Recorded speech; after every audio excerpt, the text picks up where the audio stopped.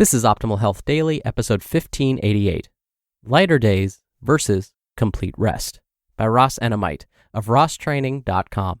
And I'm Dr. Neil Malik, reading you some of the most popular health and fitness blogs out there, with permission from the websites, of course. And now don't forget, we have a bunch of shows where we narrate articles for you.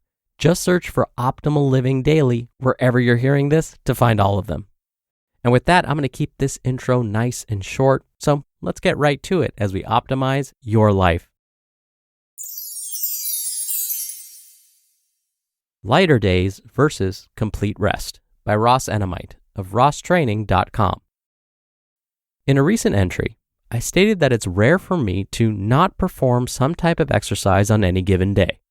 Following that statement, I received several questions from people asking if or why I'm against complete rest. Many seem to believe that we all need at least one rest day per week to facilitate recovery. Personally, my own experience tells me otherwise. That doesn't mean I'm opposed to complete rest, however. I've simply found what works best for my body and encourage everyone else to do the same. Know your body. As a young athlete, I was always told to rest on Sunday. As a result, Sunday became my rest day for many years. I never questioned or second-guessed the idea that we all need a rest day each week. It's what everyone did. We'd rest on Sunday and be back in the gym on Monday. Ironically, though, Monday was never my best day of training. I always seemed a bit flat at the start of the week. Tuesday was almost always a better day for me. I felt better after a day of training than after a day of rest. As time passed, I began to experiment with moving my rest day to another day in the week. It didn't matter which day I rested, though. The result was always the same. I never felt quite as sharp the next day. The only solution that worked for me was to make my rest day a lighter day of training and/or movement. Sample day. As for what I do on a rest day, it all depends on how I feel. It's not something I can predict in advance. I don't have a crystal ball that tells me how I'll feel tomorrow. Therefore, it's important for me to make real-time decisions based on the feedback my body provides. Typically speaking, a lighter day for me may include activities such as hand-eye coordination training, calisthenics, jump rope, shadowboxing, light bag work like speed bag and double end bag, light conditioning, and hiking. After posting a video working out, I had a few people question my sanity for working so hard on a so-called rest day.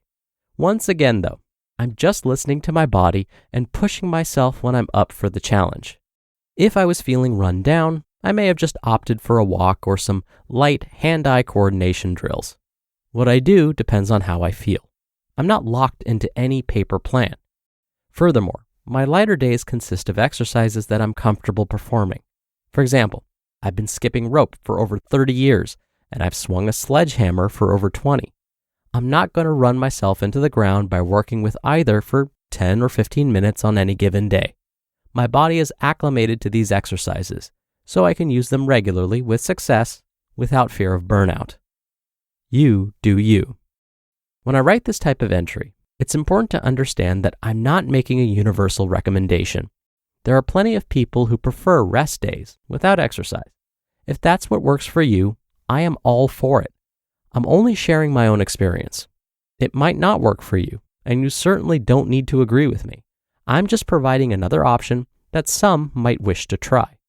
Ultimately, we are all unique, so there will never be a one-size-fits-all approach that satisfies the masses. It's important to find what works for you. And what works for you now might differ from what works for you in the future. Always be willing and ready to adapt and evolve when necessary. Final thoughts. If nothing else, I hope this entry serves as a reminder that the conventional school of thought doesn't always make sense. It took me a long time to realize that my personality and temperament weren't built for complete rest. As a result, I had to go against the grain and find what worked for me. As I've said before, I'm not here to tell you how to train. Instead, I'd rather give you ideas while encouraging you to think for yourself. That's the only way you'll ever get to truly know your body and what's best for it. Quote, "Lack of activity destroys the good condition of every human being, while movement and methodical physical exercise save it and preserve it."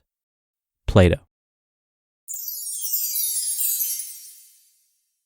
You just listened to the post titled Lighter Days versus Complete Rest by Ross Enamait of RossTraining.com.